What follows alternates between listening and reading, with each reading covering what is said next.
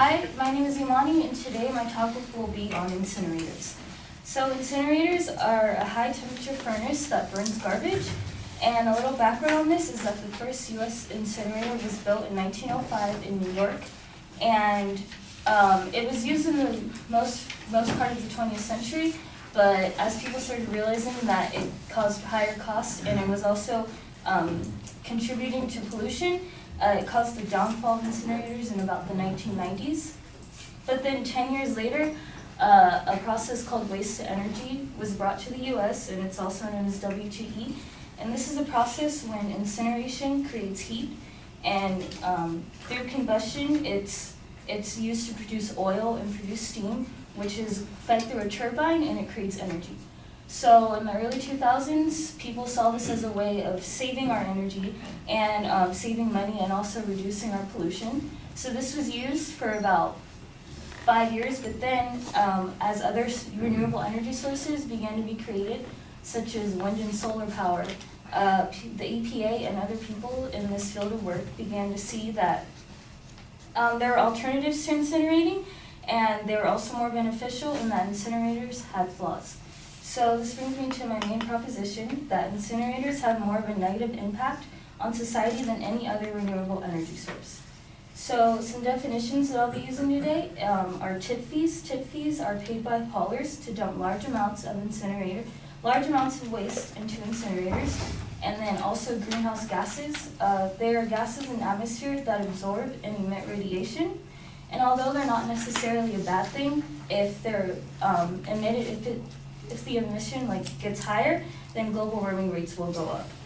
And so my first secondary claim will be incinerators cause pollution and influence waste. My second are that incinerators are financially unreliable.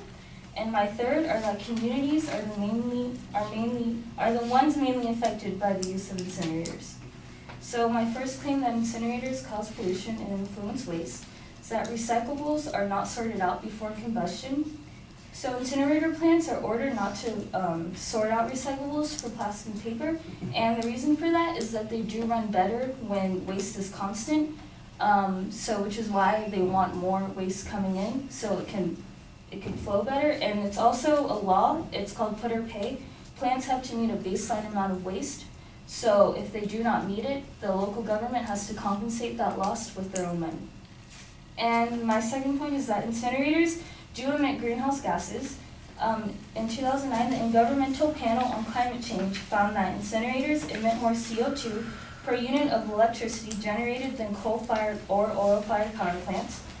And also in 2009, the U.S. Environmental Protection Agency named CO2, also known as carbon dioxide, a danger to human health because it's a significant threat as a greenhouse gas, and it being the leading cause of climate change and rising temperatures on the planet. And a few years ago, the EPA also found that CO2 emission levels reached an all-time high of 387.1. Also, Timothy D. Sertinger, a research scholar of science and environmental policy program at Princeton University, found that greenhouse gases such as CO2 that are emitted by incinerators do also emit carbon monoxide, sulfur dioxide, and nitrogen dioxide, and these are one of the leading causes of global warming. And so my secondary claim that incinerators are financially unreliable. WTE, waste to energy, is the most expensive method of generating energy and getting rid of waste. The Municipal Solid Waste Management reported that a recent survey with 121 communities in North America showed that incinerator tip fees were 50% more expensive than landfilling and double that of composting facilities.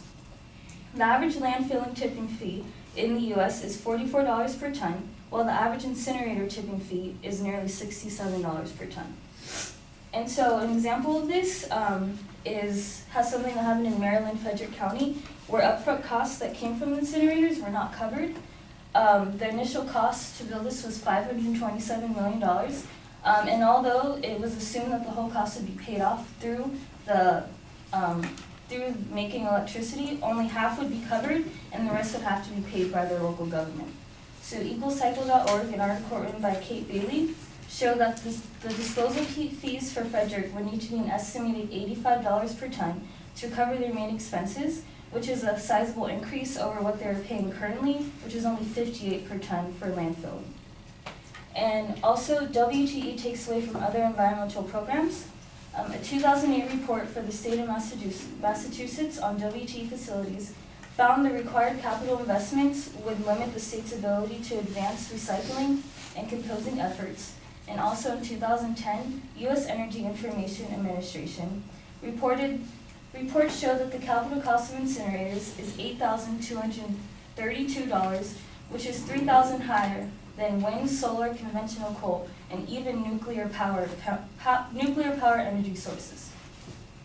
And my third claim is that communities are the ones mainly affected by the use of incinerators. So WTE does not generate enough electricity to make up for the cost, which is that's the main reason for it.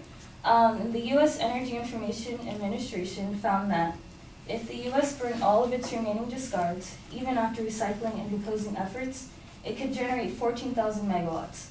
But this would only add 1.3 to our current generation capacity of 1 million megawatts.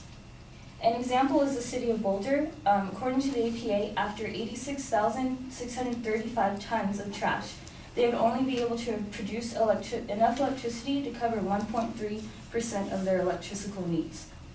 And also the facilities to run incinerators are very hard to place, and this is because people do not want them in their own community. And so EcoCycle also found that most sites are placed in low-income neighborhoods, along with other toxin-producing facilities. And the last thing is that fewer jobs are given from WTE than any other environmental or waste facility. A study ran by the local Self-Reliance shows that recycling and composting creates 4 to 10 times more jobs than landfills, than incinerators, and that reuse and remanufacturing from recycled materials can create nearly 400 times more jobs than landfills and incinerators.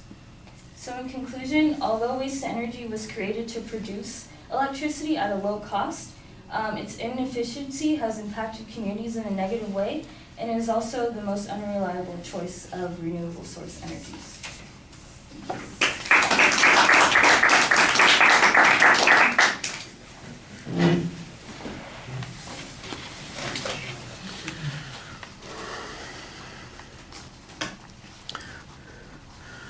Well, I think there are strengths and weaknesses in the same area, so let's start there. You've got a lot of information in the presentation, and it's good that you've got information that can back up your points. A lot of it does have nice explanations in it, but sometimes it gets a little overwhelming. You rush through a point, and even when we do get a nice piece of statistical data or an illustration, it's not always given enough context to explain why the inference that you're drawing here is correct. I thought it got a little bit better in the last point, but in the middle point, for instance, just things ran on. It comes down to global warming, I guess, is the main culprit or the main issue that we're worrying about. So if there's any issue about global warming that's contributed to by incinerators, if there's a way to measure what the impact of it is on that, that would be helpful. But we don't really get that. We got very generic information on that. However, it's all very well cited. I like the examples that you cited, especially for the financial issues on the third point. I thought that was very effective. Let's see. The preview is okay, although it just feels like you're rushing through it. And this is one of those things where I think I mentioned it. Sometimes people go from being, they're learning something to being skillful the more they do it. Transitions are just a little bit awkward. I mean, I know that you're making to the point, and that's good, so there's nothing wrong with what you're doing. It just needs to flow a little bit more. You need to find some language to get from each point to the next that's a little bit more graceful, but structurally everything's fine and easy to follow. All right, thank you.